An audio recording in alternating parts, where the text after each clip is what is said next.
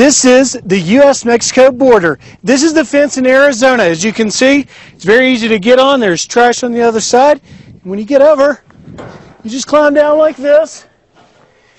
And you hop down. Welcome to America.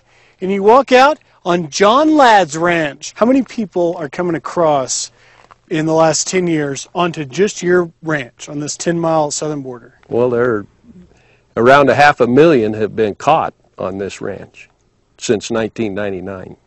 500,000? 500,000. And if you figure 1 out of 4 is what they're catching, that's 2 million people. My concern is for my wife, my mom and dad, my boys. You know, my personal self, I can't be looking over my shoulder the whole time I'm doing work on the ranch. And if somebody wants to get me, they're going to get me. But to have my wife lock the doors all the time, not be able to do anything when I'm not around, it's ridiculous. My mom and dad are in their 80s.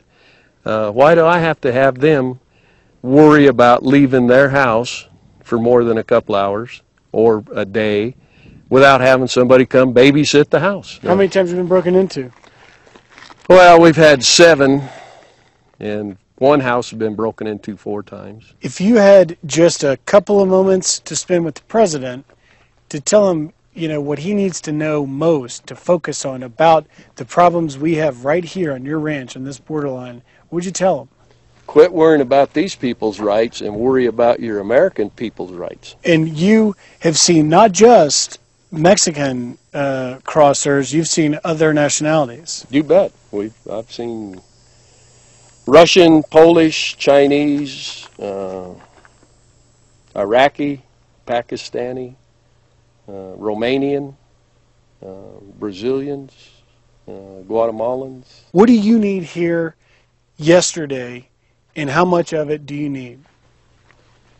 We need enough people on this border to have a line of sight with each other on the border 24 hours a day. Are you concerned ever that one of them could be picking up drugs and that someone in one of these cars could be armed when Sure. you're going about? Oh yeah, you're going to have, everybody's got a gun now. That's why we put the gate up. That's a locked gate. What do you make of Arizona's new law, this SB 1070?